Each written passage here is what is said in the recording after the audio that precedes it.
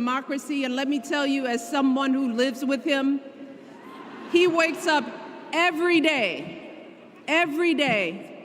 and thinks about what's best for this country. Please welcome America's 44th president and the love of my life, Barack Obama.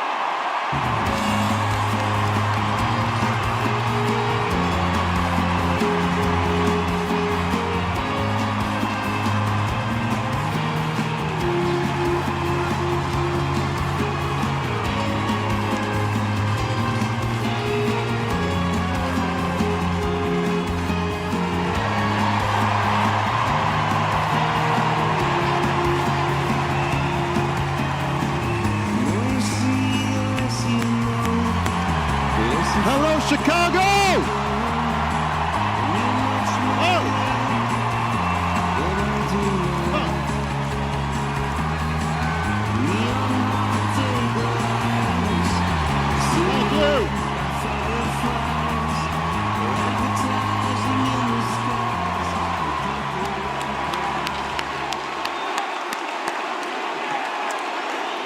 Thank you, thank you.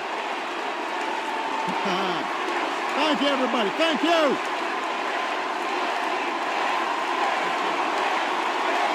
Thank you. Thank you. All right. That's enough. Thank you. Chicago! It's good to be home. It is good to be home, and I don't know about you, but I'm feeling fired up.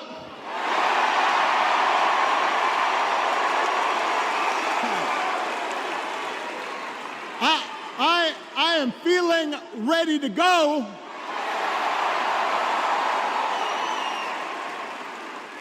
Even if I am the only person stupid enough to speak after Michelle Obama.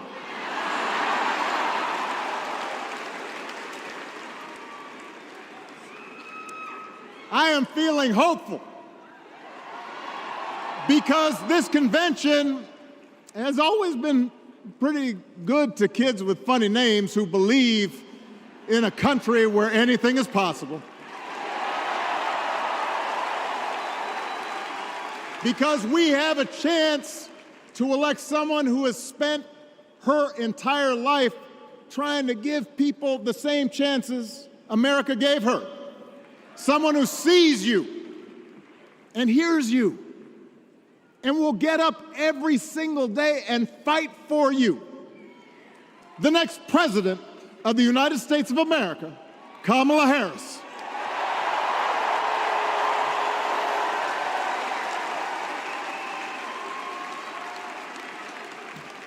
It's been 16 years since I had the honor of accepting this party's nomination for president.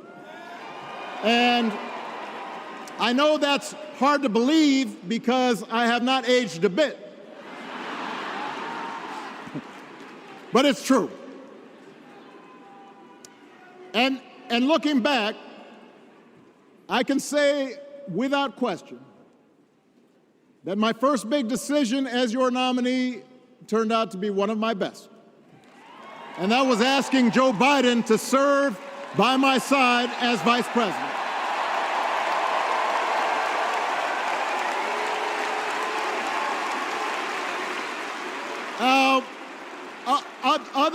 Other than some common Irish blood, Joe and I come from different backgrounds, but we became brothers. And as we worked together for 8, sometimes pretty tough years, what I came to admire most about Joe wasn't just his smarts, his experience. It was his empathy and his decency and his hard-earned resilience, his unshakable belief that everyone in this country deserves a fair shot.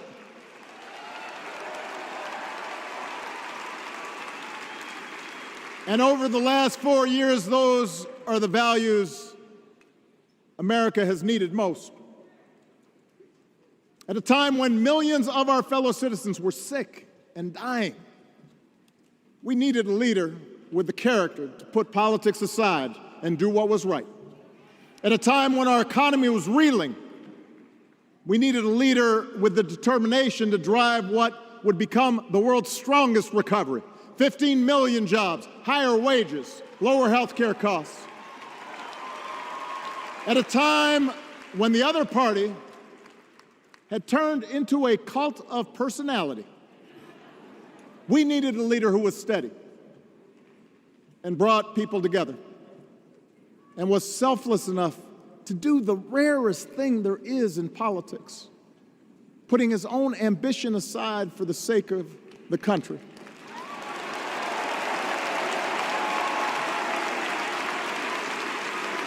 History will remember Joe Biden as an outstanding president who defended democracy at a moment of great danger. And I am proud to call him my president, but I am even prouder to call him my friend.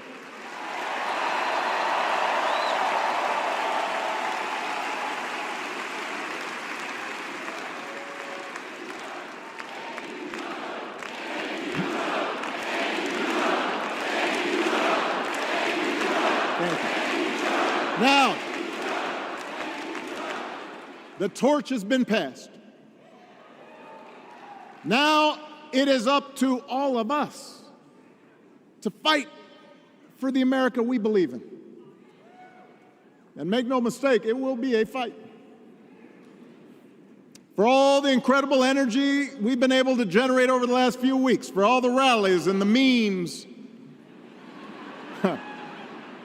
this will still be a tight race in a closely divided country. A country where too many Americans are still struggling, where a lot of Americans don't believe government can help. And as we gather here tonight, the people who will decide this election are asking a very simple question. Who will fight for me? Who's thinking about my future, about my children's future, about our future together? One thing is for certain, Donald Trump is not losing sleep over that question.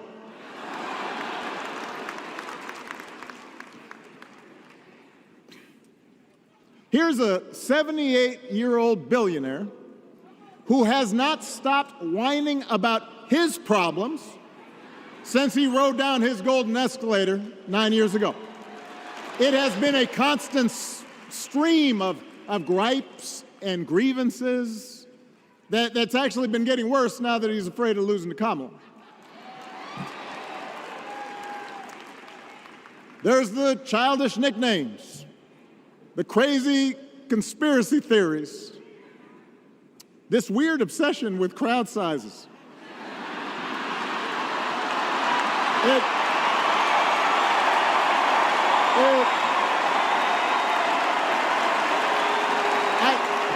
It just goes on and on and on. The other day I heard someone compare Trump to the neighbor who keeps running his leaf blower outside your window every minute of every day.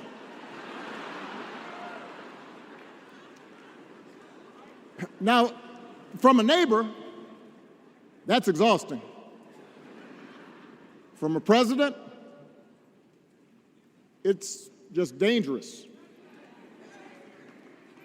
The truth is, Donald Trump sees power as nothing more than it means to his ends. He wants the middle class to pay the price for another huge tax cut that would mostly help him and his rich friends.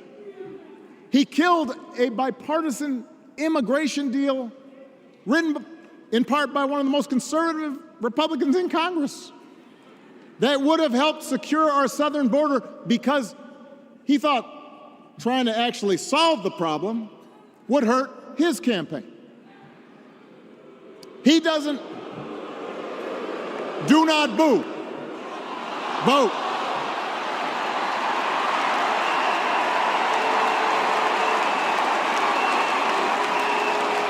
He doesn't seem to care if more women lose their reproductive freedom, since it won't affect his life.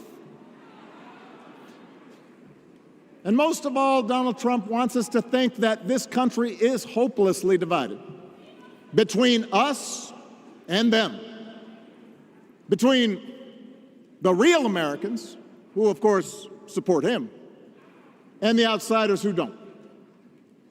And he wants you to think that you'll be richer and safer if you will just give him the power to put those other people back in their place. It is one of the oldest tricks in politics from a guy whose act has, let's face it, gotten pretty stale. We do not need 4 more years of bluster and bumbling and chaos. We have seen that movie before, and we all know that the sequel is usually worse.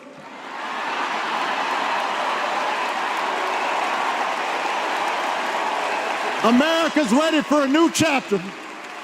America's ready for a better story. We are ready for a President Kamala Harris.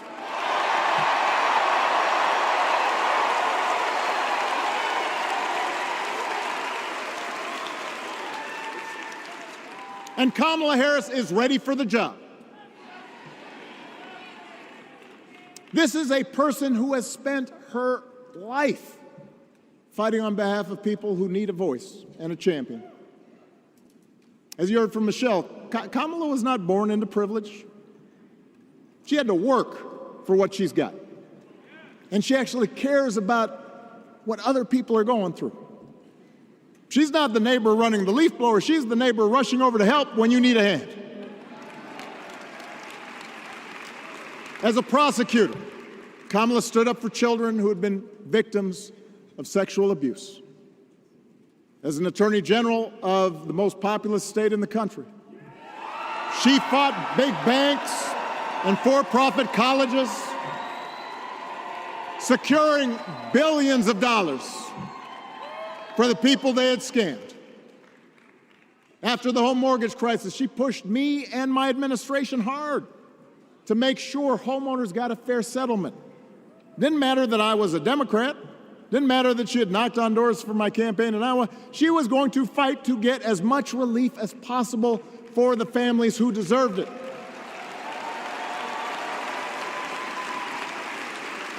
As vice president, she helped take on the drug companies to cap the cost of insulin, lower the cost of health care, give families with kids a tax cut.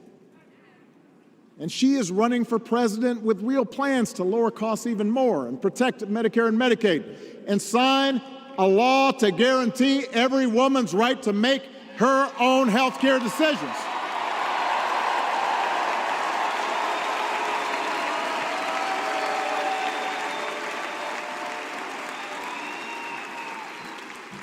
In other words, Kamala Harris won't be focused on her problems. She'll be focused on yours. As president, she won't just cater to her own supporters and punish those who refuse to kiss the ring or bend the knee. She'll work on behalf of every American. That's who Kamala is. And in the White House, she will have an outstanding partner in Governor Tim Walz.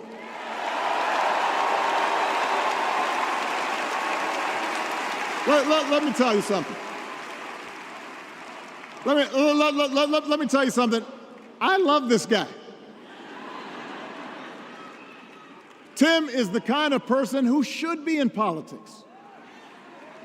Born in a small town, served his country, taught kids, coached football, took care of his neighbors. He knows who he is, and he knows what's important. You can tell those flannel shirts he wears don't come from some political consultant. They come from his closet, and they have been through some stuff.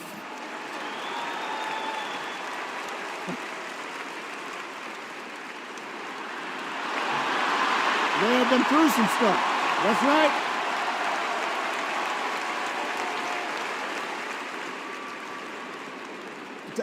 Together, Kamala and Tim have kept faith with America's central story. A story that says we are all created equal. All of us endowed with certain inalienable rights, that everyone deserves a chance, that even when we don't agree with each other, we can find a way to live with each other. That's Kamala's vision. That's Tim's vision. That's the Democratic Party's vision. And our job over the next 11 weeks is to convince as many people as possible to vote for that vision. Now, it won't be easy. The other side knows it's easier to play on people's fears and cynicism, always has been. They will tell you that government is inherently corrupt, that sacrifice and generosity are for suckers. And since the game is rigged, it's okay to take what you want and just look after your own. That's the easy path. We have a different task. Our job is to convince people that democracy can actually deliver. And in doing that, we can't just point to what we've already accomplished. We can't just rely on the ideas of the past. We need to chart a new way forward to meet the challenges of today. And Kamala understands this. She knows, for example, that if we want to make it easier for more young people to buy a home, we need to build more units and clear away some of the outdated laws and regulations that made it harder to build homes for working people in this country. That is a priority, and she's put out a bold new plan to do just that.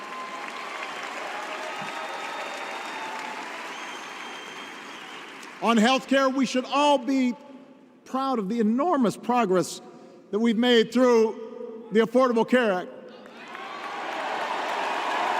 providing millions of people access to affordable coverage, protecting millions more from unscrupulous insurance practices. I noticed, by the way, that since it's become popular, they don't call it Obamacare no more.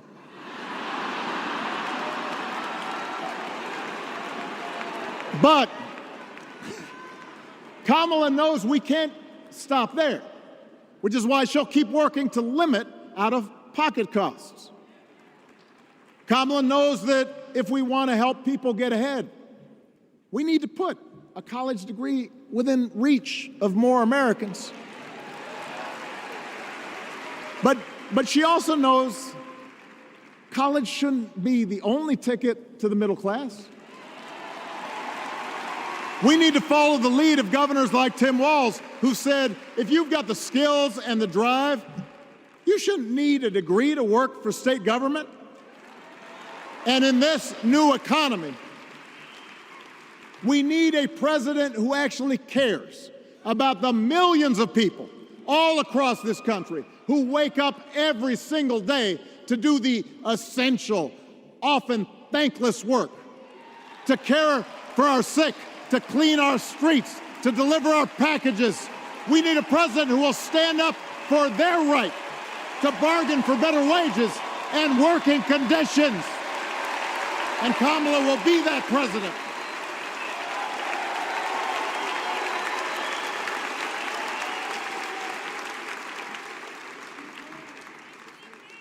Yes, she can.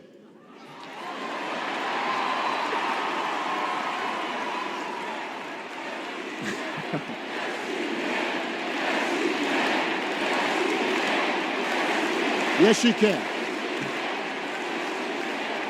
A Harris-Walz administration can help us move past some of the tired old debates that keep stifling progress, because at their core, Kamala and Tim understand that when everybody gets a fair shot, we are all better off. They understand that when every child gets a good education, the whole economy gets stronger. When women are paid the same as men for doing the same job, all families benefit.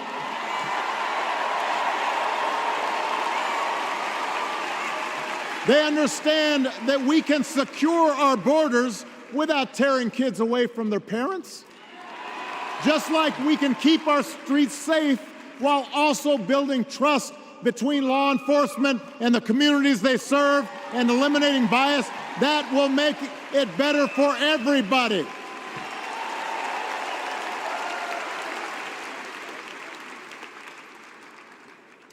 Donald Trump and his well-heeled donors, they don't see the world that way. For them, one group's gains is necessarily another group's loss. For them, freedom means that the powerful can do pretty much what they please, whether it's fire workers trying to organize a union or put poison in our rivers or avoid paying taxes like everybody else has to do. Well, we have a broader idea of freedom. We believe in the freedom to provide for your family if you're willing to work hard. The freedom to breathe clean air and drink clean water and send your kids to school without worrying if they'll come home. We believe that true freedom gives each of us the right to make decisions about our own life, how we worship, what our family looks like, how many kids we have, who we marry. And we believe that freedom requires us to recognize that other people have the freedom to make choices that are different than ours. That's okay.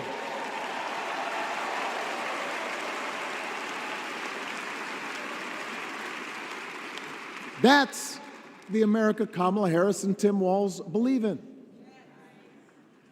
An America where we, the people, includes everyone. Because that's the only way this American experiment works. And despite what our politics might suggest, I think most Americans understand that. Democracy isn't just a bunch of abstract principles and dusty laws in some book somewhere. It's the values we live by.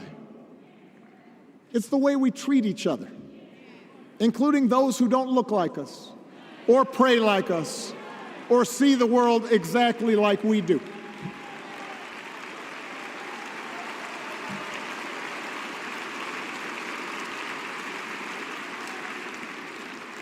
That sense of mutual respect has to be part of our message.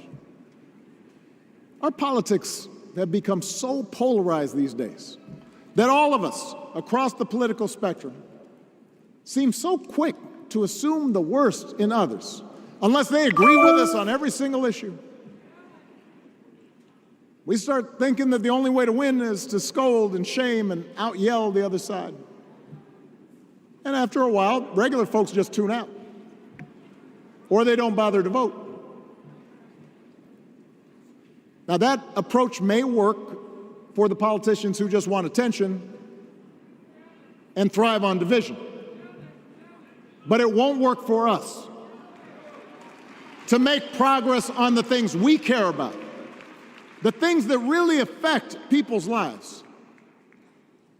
We need to remember that we've all got our blind spots and contradictions and prejudices, and that if we want to win over those who aren't yet ready to support our candidates, we need to listen to their concerns and maybe learn something in the process.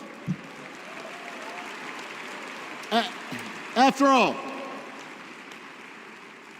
if a parent or grandparent occasionally says something that makes us cringe, we don't automatically assume they're bad people. We recognize that the world is moving fast, that they need time and maybe a little encouragement to catch up. Our fellow citizens deserve the same grace we hope they'll extend to us.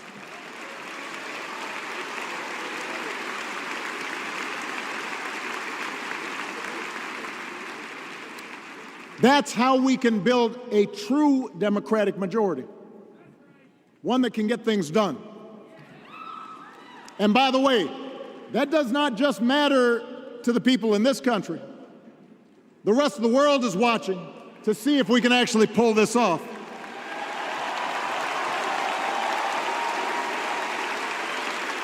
No nation, no society has ever tried to build a democracy as big and as diverse as ours before. One that includes people that over decades have come from every corner of the globe. One where our allegiances and our community are defined not by race or blood, but by a common creed. And that's why when we uphold our values, the world's a little brighter. When we don't, the world's a little dimmer. And dictators and autocrats feel emboldened. And over time, we become less safe. We shouldn't be the world's policemen, and we can't eradicate every cruelty and injustice in the world. But America can be and must be a force for good. Discouraging conflict, fighting disease, promoting human rights, protecting the planet from climate change, defending freedom, brokering peace. That's what Kamala Harris believes, and so do most Americans.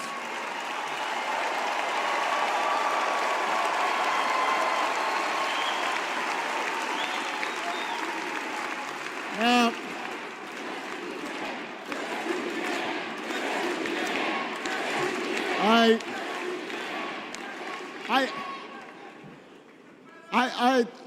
I know these ideas can feel pretty naive right now.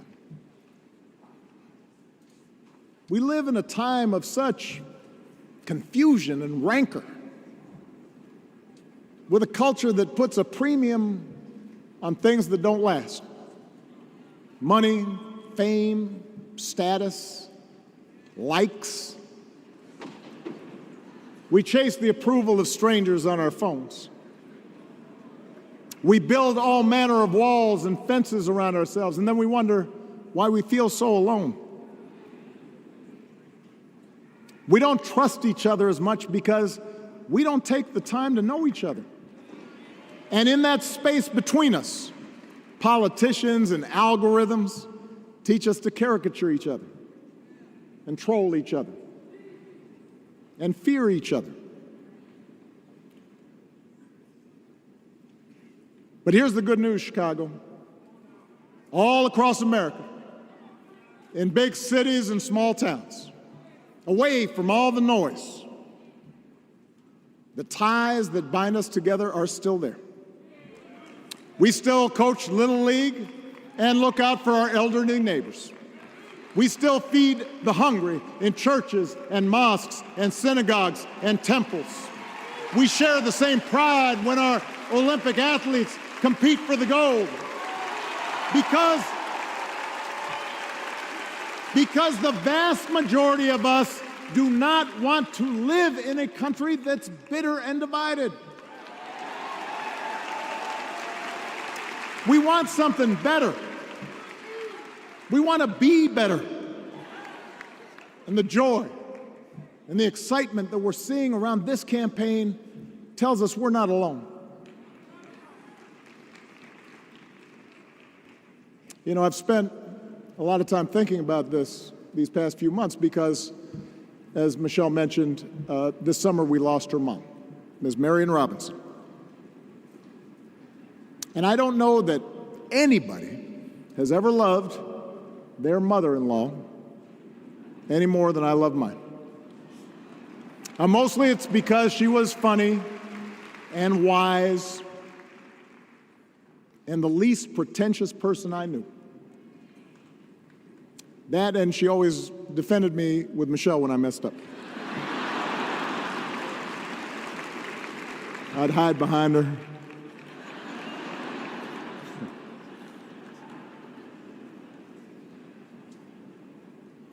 But I also think one of the reasons Mary and I became so close was she reminded me of my grandmother, the woman who helped raise me as a child. And on the surface, the two of them did not have a lot in common. One was a black woman from right here, south side of Chicago, right down the way. Went to Englewood High School. The other was a little old white lady born in a tiny town called Piru, Kansas. Now, I know there aren't that many people from Piru.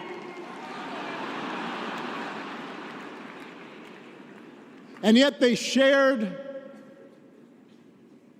a basic outlook on life. They were strong, smart, resourceful women, full of common sense, who, regardless of the barriers they encountered, and women growing up in the 40s and 50s and 60s, they encountered barriers. They still went about their business without fuss or complaint and provided an unshakable foundation of love for their children and their grandchildren. In that sense, they both represented an entire generation of working people who, through war and depression, discrimination and limited opportunity, helped build this country. A lot of them toiled every day at jobs that were often too small for them and didn't pay a lot. They willingly went without just to keep a roof over their families' heads, just to give their children something better. But they knew what was true. They knew what mattered. Things like honesty and integrity, kindness and hard work. They weren't impressed with braggarts or bullies. They didn't think putting other people down lifted you up or made you strong. They didn't spend a lot of time obsessing about what they didn't have. Instead, they appreciated what they did. They found pleasure in simple things. A card game with friends, a good meal, and laughter around the kitchen table. Helping others. And most of all, seeing their children do things and go places that they would have never imagined for themselves.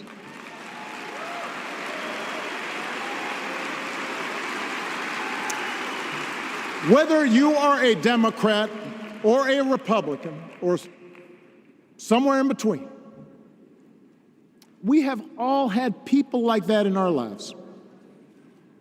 People like Kamala's parents, who crossed oceans because they believed in the promise of America. People like Tim's parents, who taught him about the importance of service. Good, hard-working people who weren't famous or powerful, but who managed in countless ways to leave this country just a little bit better than they found it. As much as any policy or program, I believe that's what we yearn for. A return to an America where we work together and look out for each other. A restoration of what Lincoln called, on the eve of Civil War, our bonds of affection. An America that taps what he called the better angels of our nature. That is what this election is about. And I believe that's why if we each do our part over the next 77 days, if we knock on doors, if we make phone calls, if we talk to our friends, if we listen to our neighbors, if we work like we've never worked before, if we hold firm to our convictions, we will elect Kamala Harris as the next president of the United States. And Tim Walz as the next Vice President of the United States. We will elect leaders up and down the ballot who will fight for the hopeful, forward-looking America we all believe in. And together, we too will build a country that is more secure and more just, more equal, and more free. So let's get to work. God bless you, and God bless the United States of America.